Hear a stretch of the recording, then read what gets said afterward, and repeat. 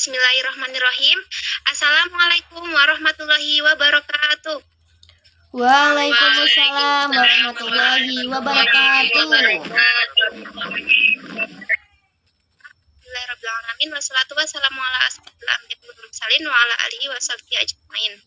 Pertama-tama marilah kita panjatkan puji syukur kehadirat Allah yang telah memberikan nikmat sehat. Yang kedua kalinya, salawat serta salam marilah kita junjung agungkan kepada Habibana wa Nabiyana Muhammad sallallahu alaihi wasallam. Selamat pagi anak-anak. Pagi, Bu. Pagi. Semua sehat ya.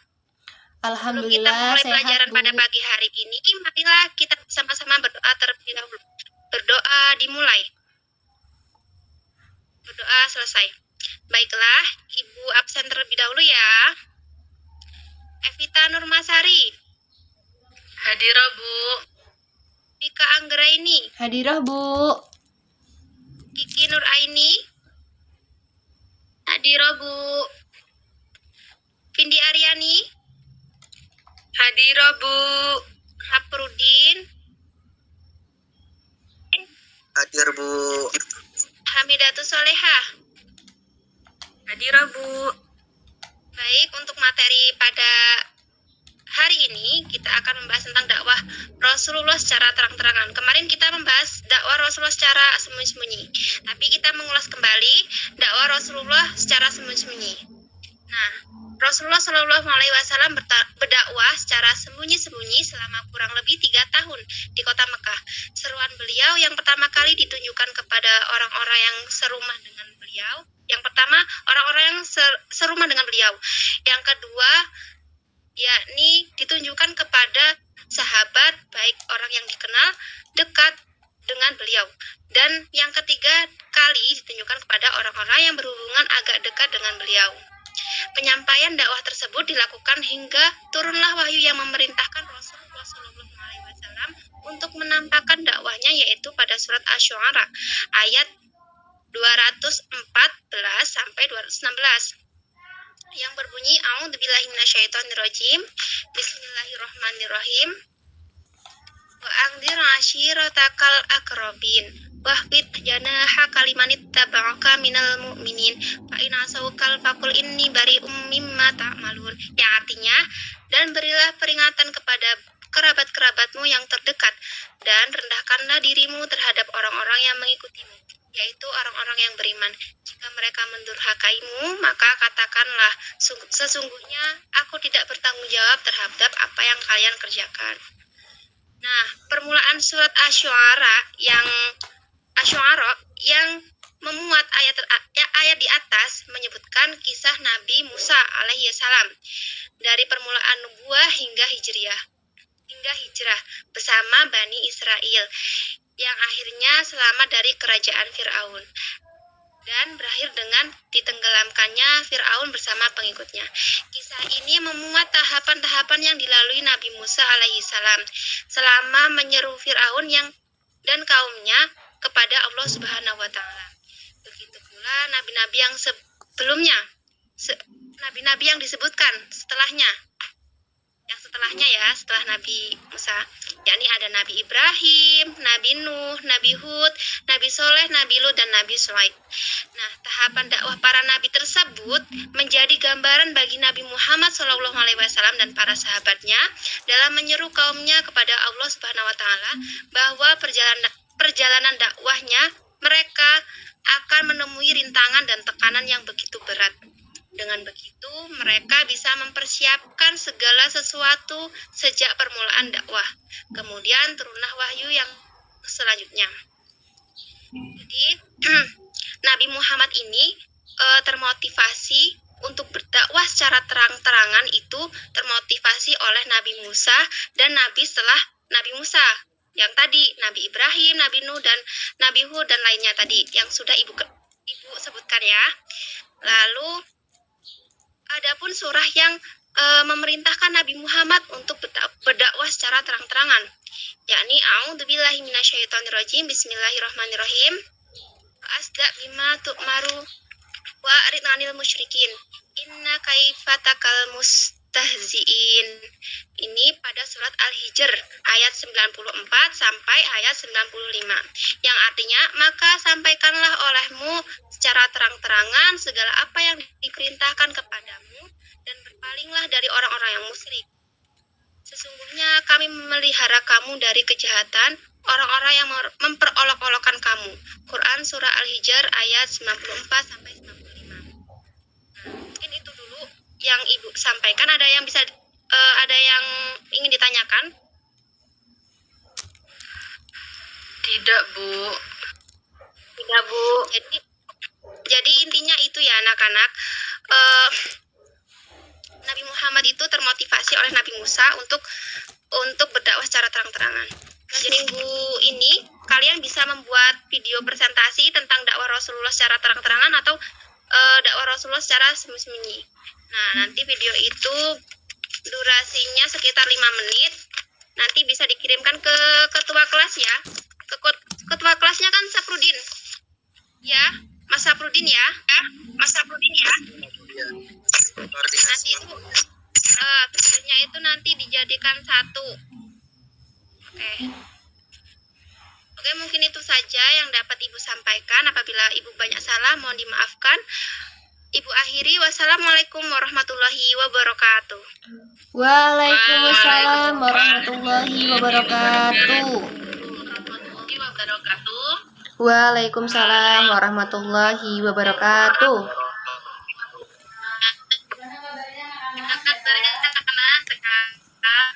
Alhamdulillah, luar biasa. Allahu Akbar. Alhamdulillah. Ini langsung Ibu pesen saja ya. Ya, Bu. Anjani. Adira, Bu. Pindi. Kameranya tuh nggak hidup semua Adira, loh. Bu. Pika. Hadiroh, Bu. Sedin. Hadir, Bu. Soleha. Hadir, Bu. Kiki. Adira, Bu. Baik, hadir semua ya. Baik, hadir semua ya. Oke. Di pertemuan Oke. pertama Di ini, pertemuan pertama ini, Ibu akan menjelaskan Ibu akan menjelaskan mengenai tentang sejarah kebudayaan Islam atau apa sih sejarah kebudayaan Islam. Karena untuk pertemuan pertama, nanti setelah Ibu jelaskan, kalian akan Ibu kirim silabus untuk membentuk kelompok ya. Bentar. Sejarah kebudayaan Islam atau SKI itu merupakan sekumpulan kejadian atau peristiwa penting dari tokoh Muslim. Islam atau SKI itu dapat memperoleh pelajaran yang berharga dari perjalanan dari seorang tokoh atau generasi zaman dulu. Dalam Kamus Besar Bahasa Indonesia, kata sejarah, ilmu diartikan sebagai pengetahuan atau uraian tentang peristiwa-peristiwa dan kejadian-kejadian yang benar-benar terjadi di masa lampau. Nah, mata pelajaran SKI itu kenapa harus ada, kenapa harus kita pelajari, supaya itu kita bisa diarahkan untuk menyiapkan peserta didik mengenal, memahami, dan menghayati sejarah kebudayaan Islam yang kemudian menjadi dasar pandangan hidup, yaitu melalui kegiatan bimbingan, pengajaran, latihan, penggunaan, pengamatan, dan pembiasaan. Jadi itu tadi penjelasan singkat mengenai sejarah kebudayaan Islam dan mengapa kita harus mempelajarinya, supaya kita juga bisa mengingat dan mengenang semua perjuangan yang sudah dilakukan oleh pemimpin-pemimpin terdahulu. Nah, untuk tugasnya ini nanti Ibu cuma menyampaikan segini saja ya, karena Ibu mau melaksanakan rapat. Jadi setelah ini nanti Ibu akan mengirim silabus di grup WA, dan kemudian ketua kelasnya nanti bentuk kelompok. Setiap anak itu bikin 4 kelompok saja, dan minggu depan kita sudah mulai presentasi ya. Baik, Bu. Ya, Bu.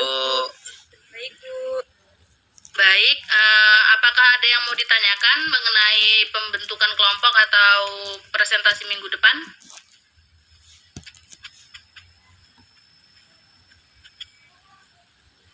Alhamdulillah tidak, Bu. Oke, alhamdulillah kalau semuanya sudah paham ya. Nanti juga ketentuan penulisan dan yang lain-lain nanti sudah ada di silabus itu. Mungkin itu saja ya pertemuan hari ini. Kalian bisa lanjutkan atau mau untuk kelompok di Meet ini langsung nanti bisa. Nanti Ibu keluar Meet duluan. Oke, mungkin itu saja. Semoga kita semua diberi kesehatan selalu dan minggu depan bisa bertemu kembali. Kurang lebihnya Ibu mohon maaf. Ibu akhiri. Wassalamualaikum warahmatullahi wabarakatuh. Waalaikumsalam warahmatullahi wabarakatuh. Assalamualaikum warahmatullahi wabarakatuh. Waalaikumsalam warahmatullahi wabarakatuh.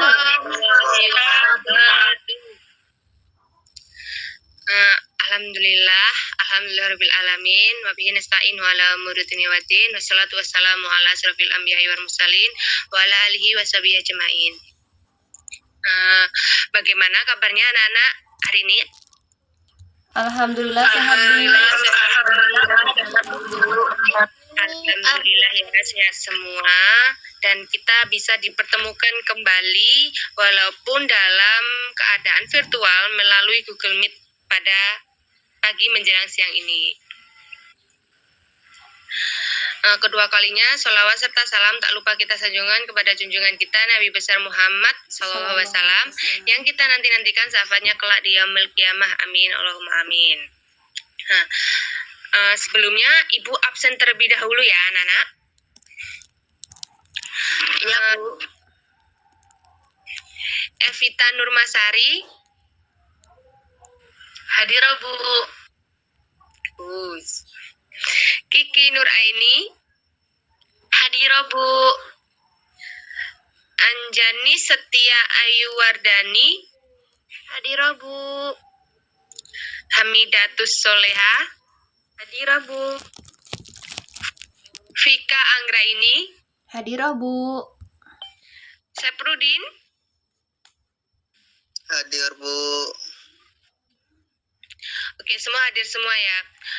Pada pertemuan kali ini, Ibu akan menjelaskan mengenai sejarah perkembangan ilmu pengetahuan pada masa dinasti Abbasiyah.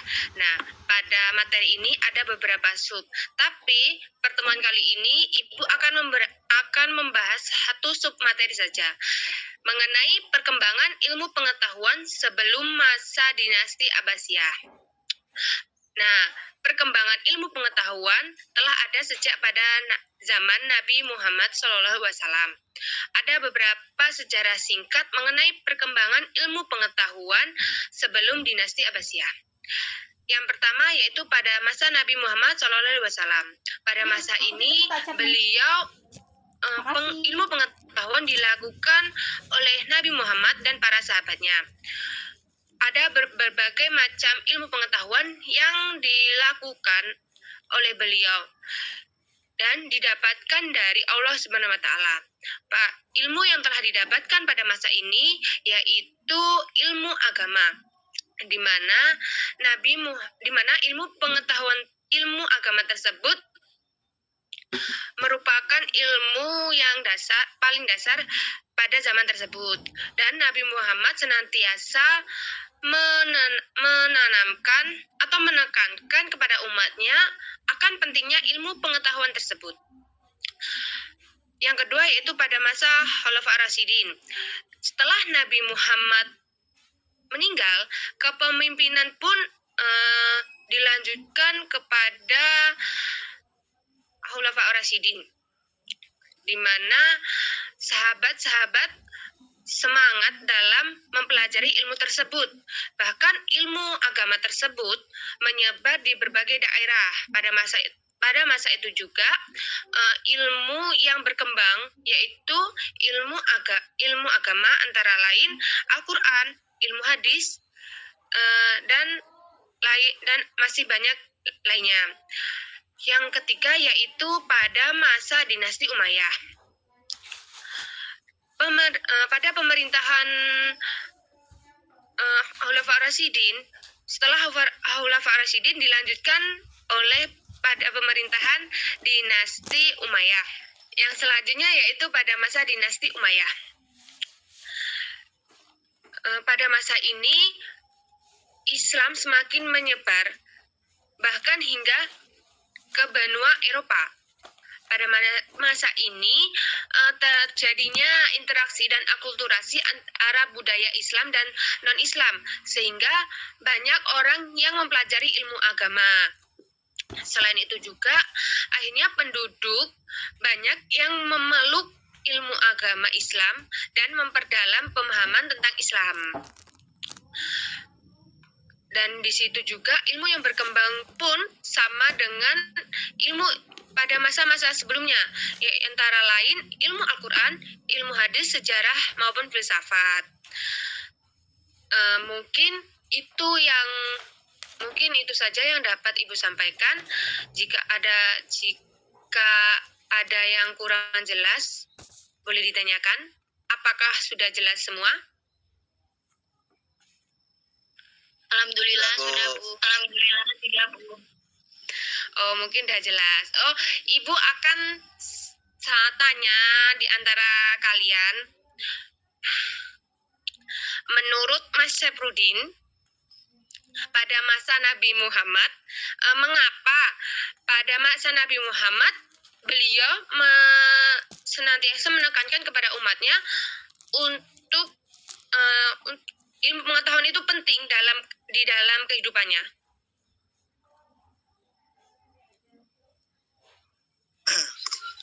Izin menjawab, Bu. Ya, Mengapa ya. Nabi ditekankan bahwa Nabi mau menekankan kepada umatnya untuk mempelajari ilmu agama? Karena pada masa Nabi telah banyak terjadi kerusakan, dan di masa itu adalah masa jahiliyah yang dimana manusia tidak mempelajari agama atau tidak mengetahui agamanya, sehingga Nabi menekankan itu agar manusia kembali kepada fitrahnya, yaitu mengenal Tuhannya atau mempelajari agamanya. Sekian, Bu. Oh, terima kasih atas jawabannya. Sungguh luar biasa, sungguh bagus, sungguh baik jawabannya. Mungkin yang lainnya ada pendapat atau yang berbeda dari pemikiran Mas Syafruddin sendiri?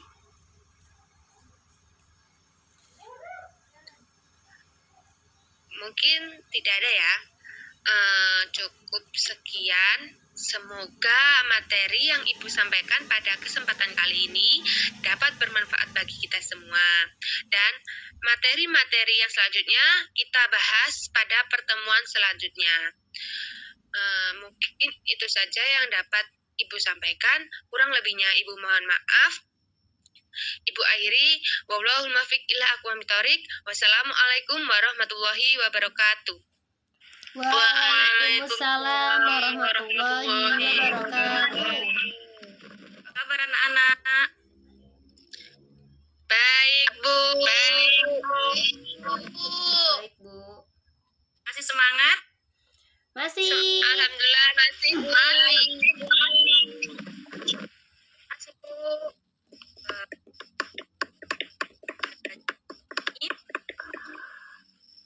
Sama-sama dengan bacaan Bapak lah. Bismillahirrahmanirrahim. Bismillahirrahmanirrahim. Pembacaan tadi kita mulai. Terlebih dahulu, Ibu absen dulu ya. Baik, Bu. Evita, Hadir, Bu. Vika, Hadiro, Bu. Kiki, Hadir, Bu. Anjani, Hadir, Bu. Syafruddin. Hadir, Bu. Bagus. Berangkat semua ya hari ini. Ya, Bu. Baik, Bu. Sebelum Ibu mulai menjelaskan materi hari ini,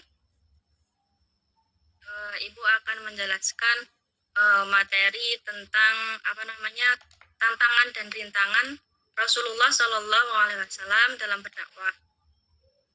Jadi ketika Rasulullah Shallallahu Alaihi Wasallam itu mulai melancarkan kegiatannya dalam berdakwah, di dalam tempat kafir orang Quraisy, Rasulullah itu memiliki banyak sekali tantangan dan rintangan. Jadi Ibu di sini akan menjelaskan dari beberapa tantangan tersebut.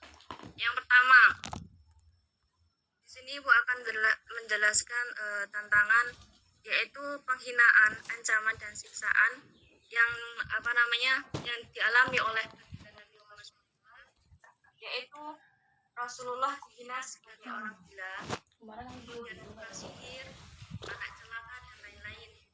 Kemudian dengan sebutan penghinaan, suatu ketika Rasulullah juga pernah dilempari dengan kotoran domba, kemudian rumah beliau juga dilempari dengan sampah dan kotoran, dan untuk itu untuk mencelakakan baginda Nabi juga pernah diletakkan duri yang tajam di depan rumahnya. Kemudian yang kedua yaitu penghinaan, ancaman terhadap pengikut Rasulullah Shallallahu Alaihi Wasallam, seperti penghinaan itu yang ditimpakan oleh sahabat Bilal yang dilakukan oleh majikannya sendiri, yaitu dengan dijemur di terik matahari yang panas dengan dilempari dengan batu. Dengan tidak puas dengan itu, majikannya juga mencambuknya dan menimpakan batu yang besar di tubuh Bilal. Kemudian Bilal juga kemudian diselamatkan oleh sahabat Abu Bakar As-Siddiq dengan cara sahabat Bilal itu dibeli dengan harga yang sangat tinggi. Kemudian yang ketiga yaitu membujuk Nabi untuk bertukar sesembahan. Jadi kafir Quraisy ini menawarkan kepada Nabi untuk saling bertukar sesembahan, di mana mereka meminta Nabi untuk menyembah Tuhan Lata dan Luza dalam beberapa hari, untuk kemudian mereka bersedia menyembah Allah. Namun usaha ini ditolak oleh Nabi. Kemudian yang selanjutnya yaitu menghasut masyarakat Mekah. Jadi upaya lain yang dilakukan kafir Quraisy itu untuk memerintah dakwah Nabi adalah dengan mempengaruhi masyarakat Quraisy untuk tidak untuk tidak mendengarkan dakwah atau bacaan-bacaan Al-Quran, karena disebutkan oleh mereka sebagai jambi-jambi yang menjadi yang membuat mereka itu berlenung atau menenangkan diri. Selain itu mereka juga menggunakan mengancam untuk tidak segera membuat mereka dibunuh jika mengikuti ajaran Nabi. Nah, dari sini Ibu menjelaskan tentang tantangan dan rintangan yang dihadapi Nabi. Adakah yang ingin bertanya?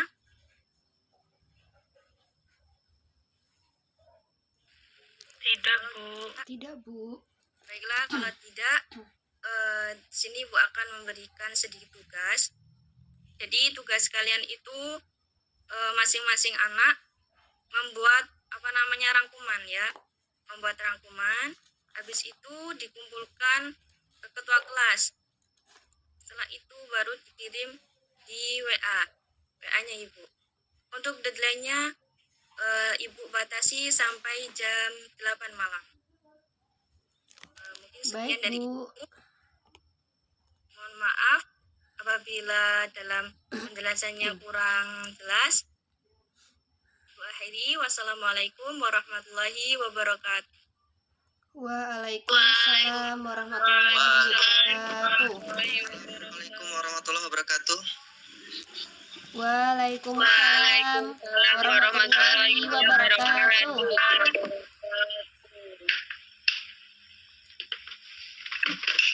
Bagus, masih semangat dengan materinya.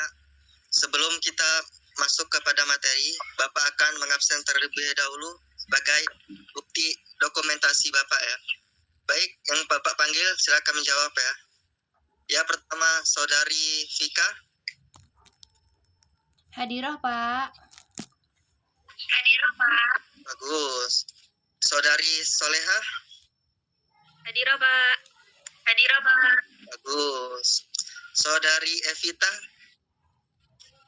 Hadirah, Pak. Bagus. Saudari Kiki. Hadirah, Pak. Bagus. Saudari Anjani. Hadirah, Pak. Hadirah, Pak. Bagus. Saudari Vindi? Hadir, Pak. Hadir, Pak. Bagus, hadir semua ya. Dan kita di pagi hari ini akan mempelajari atau mengkaji yaitu tentang perkembangan ilmu pengetahuan Islam setelah masa Nabi Muhammad SAW. Kita tadi sudah Bapak kirimkan file materinya terkait materi yang akan kita kaji. Di pertemuan ini atau meet ini kita akan memfokuskan kedua materi saja atau dua subbahasan. Yang pertama yaitu latar belakang munculnya perkembangan ilmu pengetahuan Islam, dan yang kedua yaitu urgensi atau tujuan dari perkembangan pengetahuan Islam itu tersendiri. Baik, Bapak akan menjelaskan.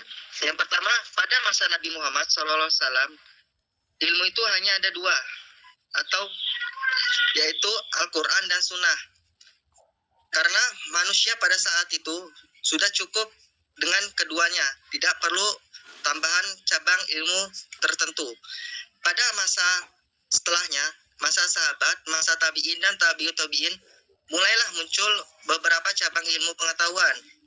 Hal ini disebabkan mulai berkurangnya ilmu, banyaknya orang-orang di luar orang Arab yang masuk ke agama Islam, dan yang ketiga karena adanya kerusakan-kerusakan.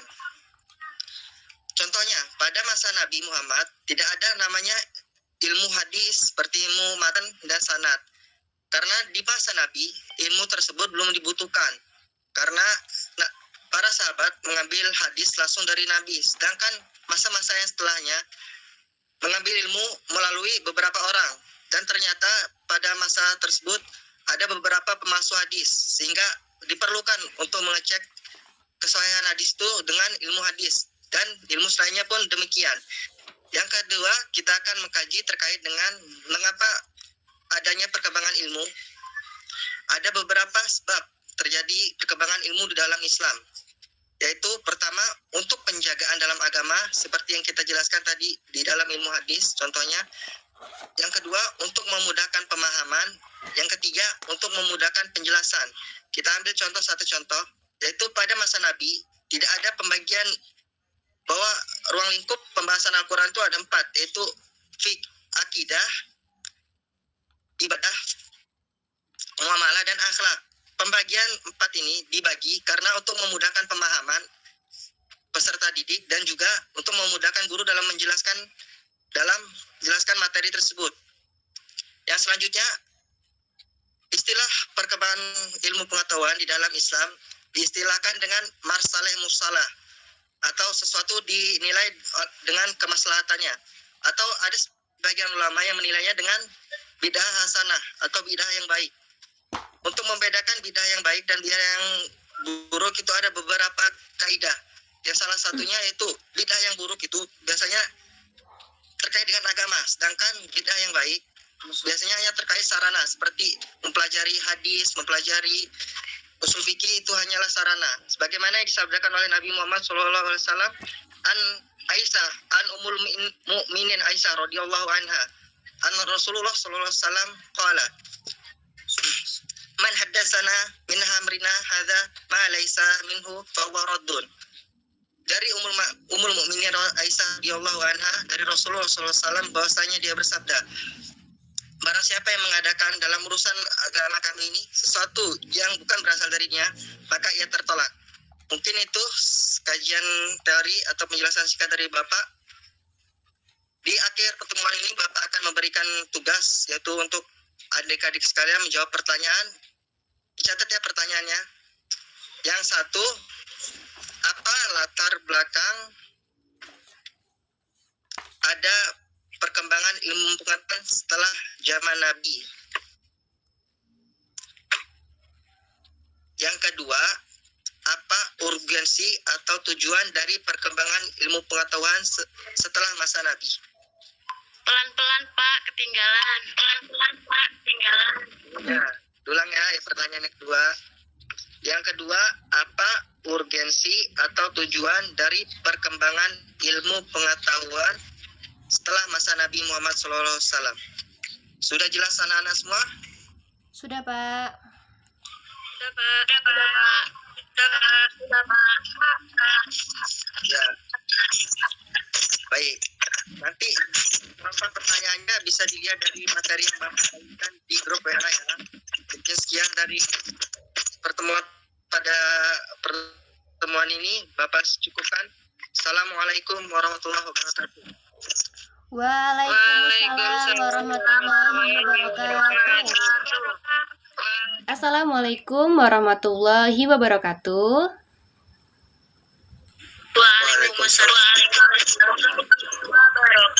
Warahmatullahi wabarakatuh. Selamat pagi anak-anak.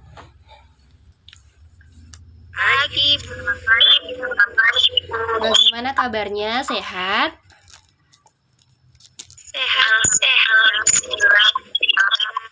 Alhamdulillah kalau begitu. Baik, pada pertemuan kali ini kita akan membahas materi mengenai pengertian akidah, dasar dan tujuannya. Oke, sebelum kita masuk ke pembahasan, jangan lupa ya anak-anak untuk absen terlebih dahulu di grup WA saja.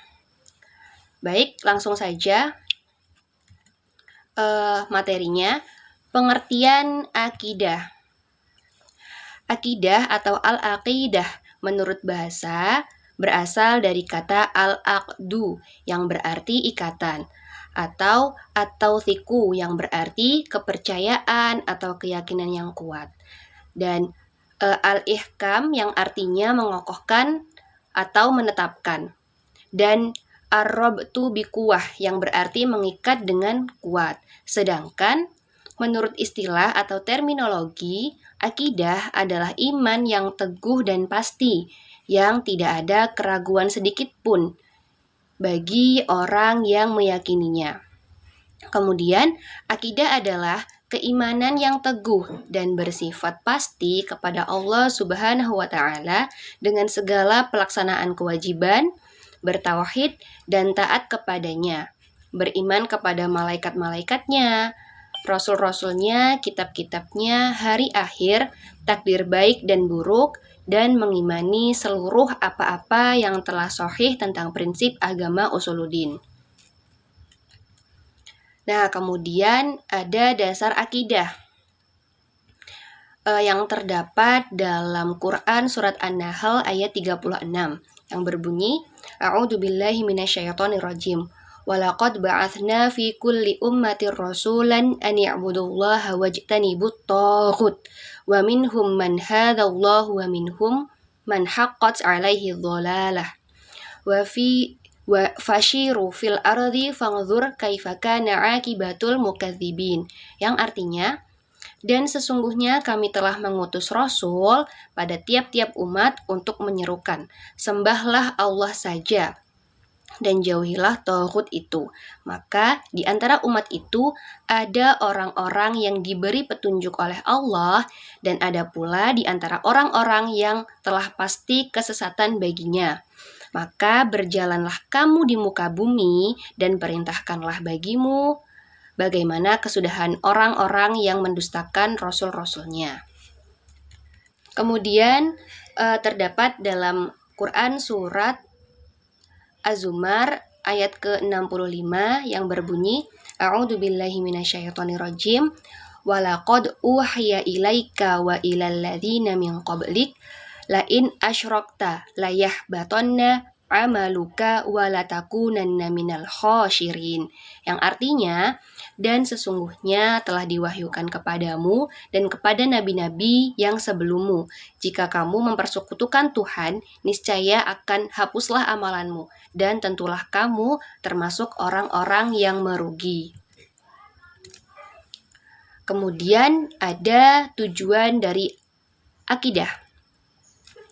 Yang pertama, percaya kepada al yang gaib, yang meliputi percaya dengan sepenuh hati kepada Allah, percaya kepada Allah dengan sepenuh hati yang menciptakan alam semesta, percaya dengan sepenuh hati adanya malaikat, percaya akan keturunan dan wahyu, percaya sepenuh hati adanya hari akhir, dan yakin adanya surga dan neraka. Kemudian yang kedua, membebaskan akal dan pikiran dari kekeliruan yang timbul karena jiwa yang kosong dari akidah. Yang ketiga, ketenangan jiwa dan pikiran, terhindar dari kecemasan dalam jiwa dan kegoncangan pikiran. Yang keempat, meluruskan tujuan dan perbuatan dari penyelewengan dalam beribadah kepada Allah dan dalam bermuamalah kepada orang lain. Kemudian yang kelima, menciptakan umat yang kuat, yang mengarahkan segala daya dan upaya untuk menegakkan nama Allah serta memperkuat tiang penyanggahnya tanpa peduli apa yang terjadi ketika menempuh jalan itu. Dan yang terakhir, meraih kebahagiaan dunia dan akhirat dengan memperbaiki pribadi-pribadi maupun kelompok-kelompok serta meraih pahala dan kemuliaannya.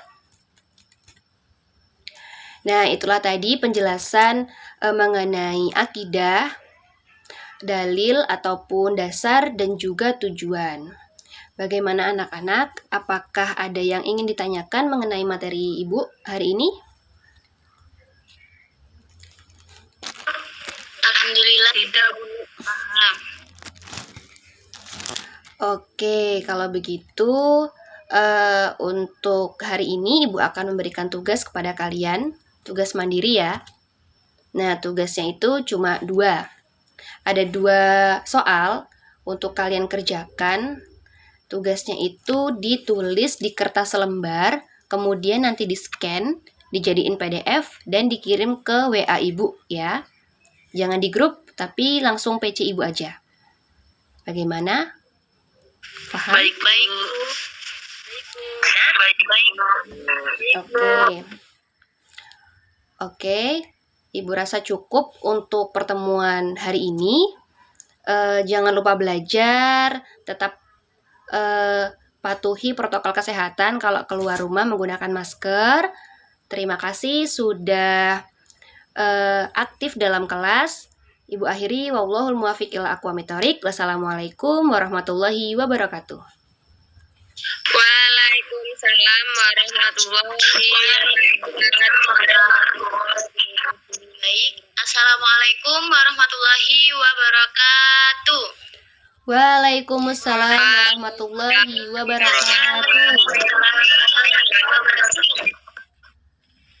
Bagaimana kabarnya anak-anak? Sehat? Alhamdulillah sehat, Bu. Alhamdulillah.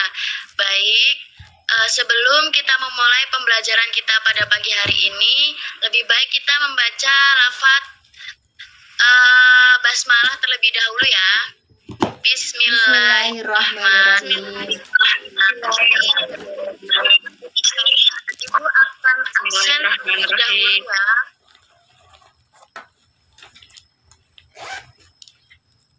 Anjani, Hadirah, Bu.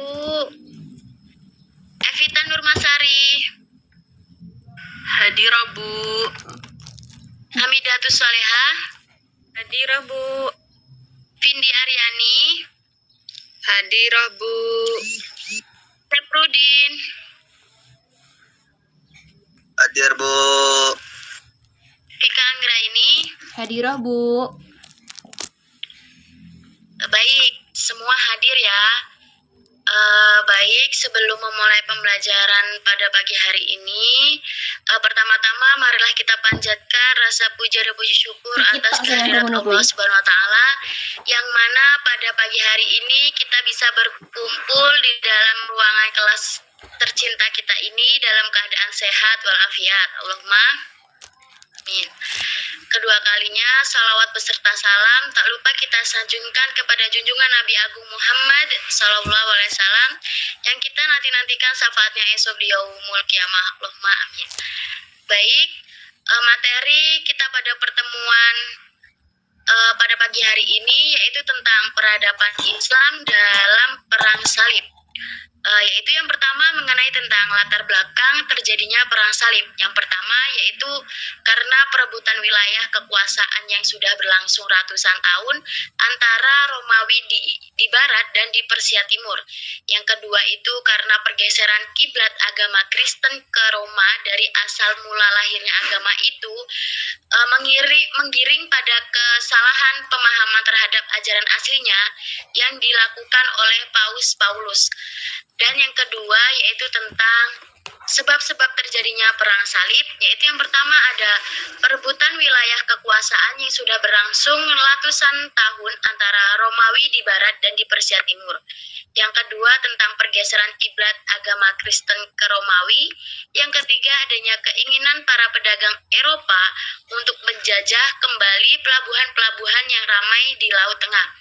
Yang terakhir yaitu tentang kebanyakan para penguasa bangsa Eropa berkeinginan menguasai tanah-tanah pertanian di negara timur. Materi yang selanjutnya tentang periodisasi perang salib, yaitu yang pertama pada tahun 1095 sampai 1101. Sedangkan perang salib yang kedua pada tahun 1145 sampai 1150 dan perang salib yang ketiga pada tahun 1188 sampai 1192.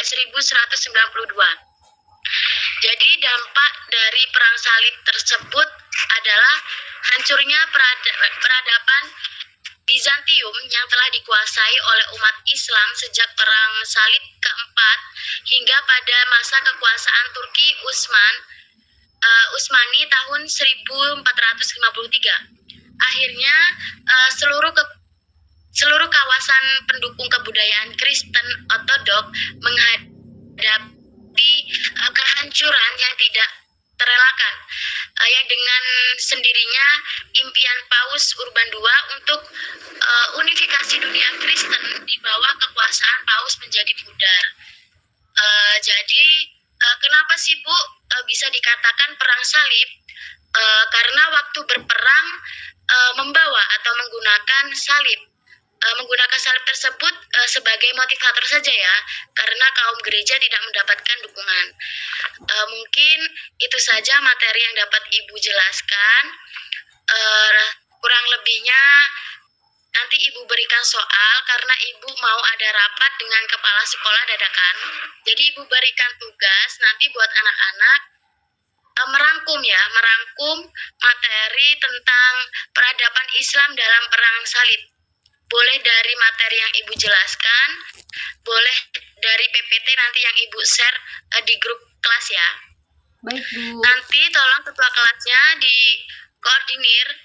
Maaf buat Mas Syafruddin, nanti teman-temannya dikoordinir ya, dikumpulkan tugasnya, ditulis di buku tulis, kemudian nanti dikumpul di meja Ibu. Jamnya sampai jam selesai jam pelajaran ya. Mungkin itu saja yang dapat Ibu sampaikan. Apakah ada yang ditanyakan? Tidak, Bu. Tidak ada, Bu. Tidak ada. Ibu akhiri, semangat mengerjakan tugasnya. Tetap jaga kesehatan ya. Ibu mohon maaf apabila mohon maaf apabila dalam penjelasannya kurang jelas. Nanti bisa ditanyakan ke Ibu, boleh lewat WA pribadi ya. Sekian, terima kasih. Wassalamualaikum warahmatullahi wabarakatuh. Waalaikumsalam warahmatullahi wabarakatuh. Wabarakatuh.